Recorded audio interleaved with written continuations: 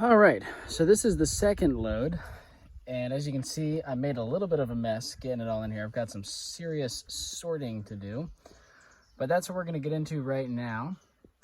When it's not full shade, but we're in a little bit of shade here from this chestnut tree above me and the dogwood to my left and some of these black walnuts. Anyway, I've also got some other stuff here from previous loads I haven't really taken any clips of. Just extension cords and wire, a little bit of copper and such. So we're gonna add all this together, get everything into fresh bins, sort it out, and then figure out what we're doing.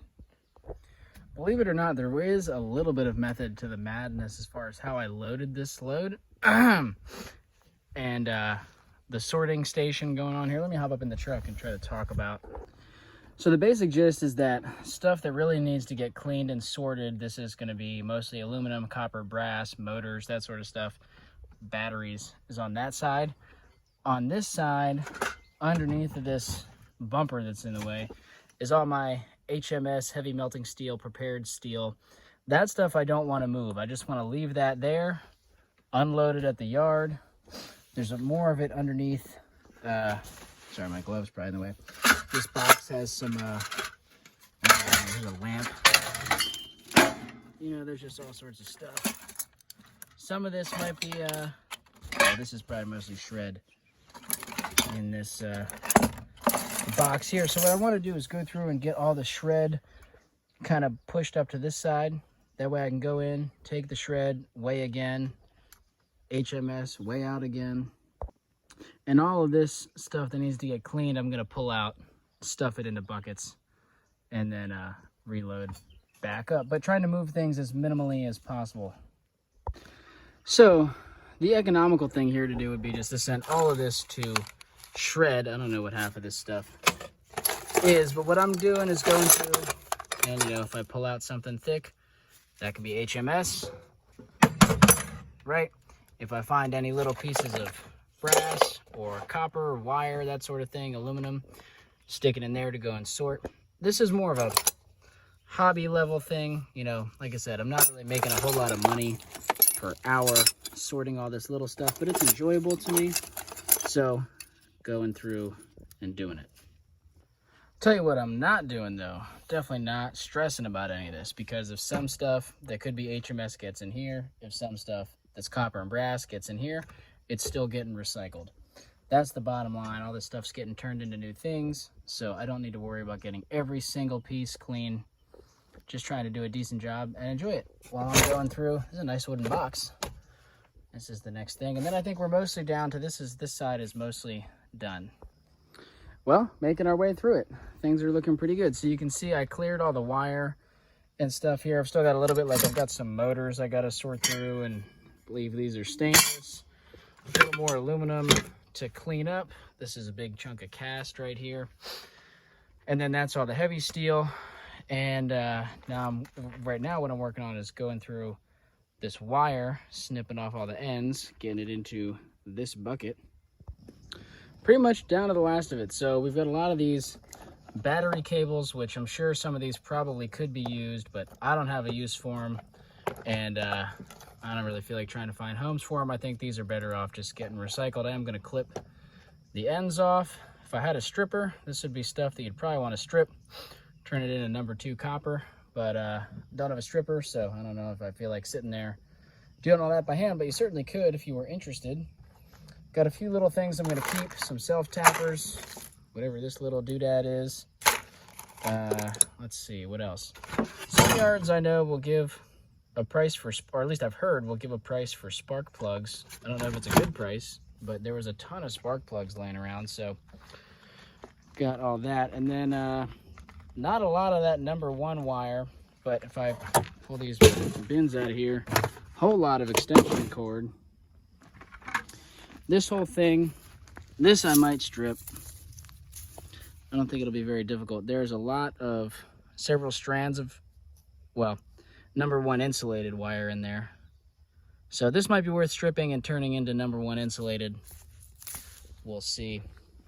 I got these, I'm gonna keep that little table, whatever that is.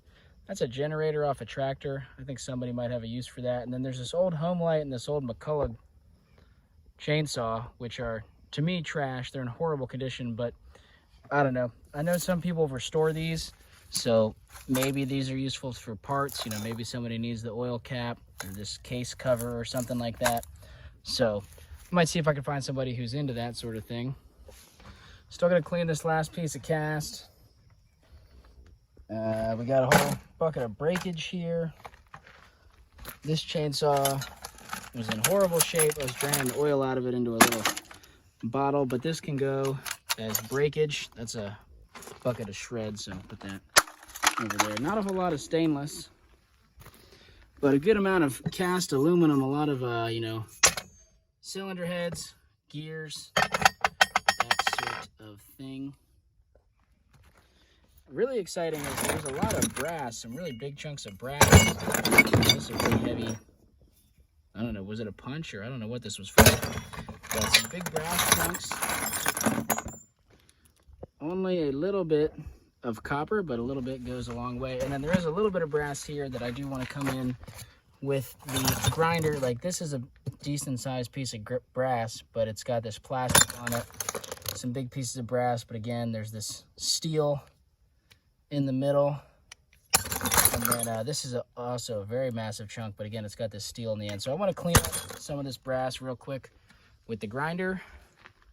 The rest of it can go in the dirty brass bin. I don't know if I mentioned this. I got a few dirty motors. Let's see. Then there's this alternator, which I might take apart for copper. I don't know if it's worth the time or not. Something that is somewhat enjoyable to me. Some people can do them pretty quick. I'm kind of slow. So financially, probably not worth it, but it might be fun. So we'll see. Boy, oh boy, we are actually done. I'm just going to reorganize the bed of the truck a little bit. I do want to head back there if I can find the time just to help clean up the last little bit. There's not a ton of stuff, but I think we could get pretty close to filling a big drum of bolts.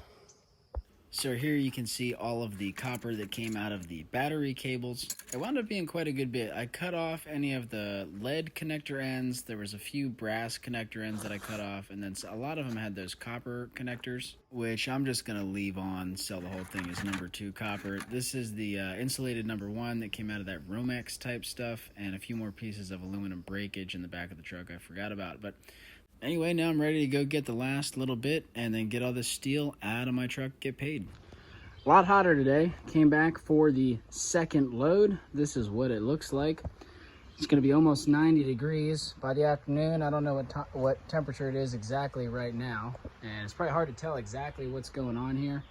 But basically just came back and topped off the load. I grabbed a full bucket of big thick stuff, bolts and this sort of thing. This will go with the HMS. I grabbed both of these torpedo heaters that were in pretty rough shape, and then I got three full buckets of just shred, as well as there's some other miscellaneous things I threw back in there. These are pretty heavy, and I believe they're stainless steel rims here. Let's see, what else did we pick up? I'll try to show some of it as we unload. I got a few motors, a few more motors. I got a bucket to sort through in the front. It's got some more copper and brass, and I think that's basically the gist. So, you know, we're gonna go to the yard, unload all of the shred, weigh out, unload all the HMS, weigh out, and then I'll go back to the house, and then another day, probably tomorrow, I'll go to the yard with all the non-ferrous, the batteries, the motors, the copper, the brass, all that stuff. I don't know how many parts this video is going to be by the time you guys are watching it, but anyway, we got the buildings all locked up now. There's really not a whole lot of anything in there, but they're locked up. All the metal's moved out, and this place is looking a lot cleaner than it was. Still a long ways to go. I do wish I could have seen this place in its heyday. You know, it's such a common story out here in the rural parts of America. A lot of these small operations have faded away and are continuing to fade away. So it's good to see that this place is going to get restored, turn into something useful. At least we're getting to recycle a lot of the junk out of here. Anyway, I'm hot. Time to get to the scrapyard. I do got to throw a strap on this stuff so nothing goes wiggling away from me. And yeah.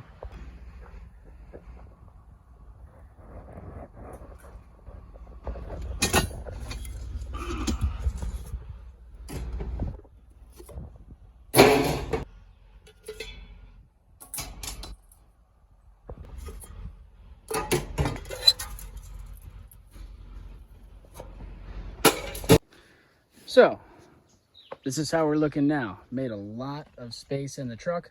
It's crazy how shred steel can take up so much volume but not really weigh a whole lot sometimes. It doesn't always stack very well. Overall, that was about 450 pounds of shred. This yard, surprisingly to me, does not pay a different rate for HMS or prepared steel. All steel for them goes for the same price, 7 cents a pound. There is no difference. So this stuff is going to go to a different yard. I'm definitely don't want to let it go for shred price. Now there's about 2 or 3, at least 2, maybe 3, maybe more other yards in town. I'm still new to this area. I don't really know the area. I could check out those other yards, but tomorrow, actually for other reasons, I need to go down to the North Carolina site where I will be near scrap yards that I know will pay more for this stuff. So I think I'm just going to leave it in the truck, take it down there tomorrow. I wouldn't go down there just for that purpose. It's way too far. The steel's not worth hauling that far, but since I'm going down anyway and it's already in the truck, we'll do it. And then I got a little bit more stuff like this that I need to sort through and clean up. Let me just do that real quick and we'll take a peek at what all is in here. All right, well, 5 minutes later, give or take, and here's what we got. Pile of spark plugs, which, like I said, I'm not really sure if these are going to be worth holding on to. I think I'd have to ship them out to someone that would pay anything other than shred, but they can go for up to $1.50 a pound right now on RR Cats. A few more lead, battery connector ends. I don't know that these can go as dirty brass. If I have time, I'll snip it off with the grinder. Otherwise, I don't know, probably shred. This is all certainly dirty brass, little bits of steel and whatnot. This line, I thought it was stainless, but I'm actually pretty sure this is an aluminum line.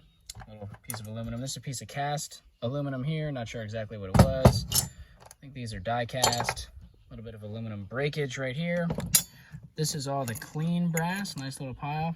Some stainless steel bolts. Pretty cool. A little bit of copper tubing here. Some battery connector ends. There was one big piece of wire and another battery wire, which I just quickly stripped. Battery wire had steel ends. Can you believe that? Steel ends. And then just a little bit of cable. So most of the extension cord, not even a whole lot of that. A little bit of almost nothing. Number 2, cut all the ends off. That's it. Oh, and then free hammer. Just needs a handle. I've got a stack of old tool heads lying around that honestly I'll probably never get to. But maybe one day I'll get into handle making, and if not, somebody else maybe. Or they'll just get scrapped one day. Who knows? Maybe I'll show that stash at some point. But I'm going to get this all sorted into buckets, loaded up, because like I said, tomorrow we're going to the other yard. Oh, and then the other thing, like I said, I picked up some new motors today. So like there's a motor here. I got a strap tangled in it that I want to get out. And a motor here. They're going to be dirty motors. I really don't think they're going to be worth my time to take apart. I scratched them a little bit here, and you can see this one's aluminum. I'm guessing that one's aluminum windings as well. And in order to, I could try to make it at least a clean motor, try to snip some of this stuff off, but I really don't feel like it. I think these are just going to go in as dirty motors instead of spending the 5 minutes each trying to find the right sockets and pull these off, and just to get an extra couple cents a pound for something that doesn't weigh a whole lot. If you're into it, if you enjoy it, definitely go for it. There are times when I do go to that level, obviously, as you're seeing, but not feeling like it for these things. Oh, and then I almost forgot this little mirror, which not magnetic. Pretty sure it's aluminum or die cast, but it is obviously a little bit dirty because it's got this mirror on it. Probably a little piece of steel right there. If I really wanted to clean it up, I could hit it with a sledge right here on the ground, probably crack this piece, shatter some of the glass, but let's see, what does it say? I wonder if somebody could use this mirror. I don't know what it's for. Anyway, I'm probably just gonna throw it in breakage. Anyway, I think it's always fun to see the receipt. So here's the receipt from that last little shred load, which was 440 pounds, 7 cents a pound, $30. When I was asking them at the scale about HMS and all that stuff, and they said that they don't pay extra, they gave me this little sheet of things that they do buy and prices that they buy stuff at right now, obviously subject to change. And I gotta say, I was pretty surprised when I saw this list. I definitely was expecting prices to be lower out here because I'm in a more rural area compared to where I used to be at in North Carolina. It was more populated down there. But there's a really big difference in some of these prices. Like number one copper is $2.50 a pound for them right now, whereas I know at the other yard down, in Durham, I'm getting $3.70 a pound. That's a big difference. That was maybe the most dramatic difference, but all these prices, other than aluminum cans, all of these prices are like way low compared to what I'm used to. Now, I don't know, maybe there's other yards in town that pay better for the non-ferrous. Maybe these guys just specialize in steel. They don't do a lot of volume of these other materials. Who knows? But anyways, like I said, we're taking all these other goodies to a different yard, and you'll see that in the next part coming up soon.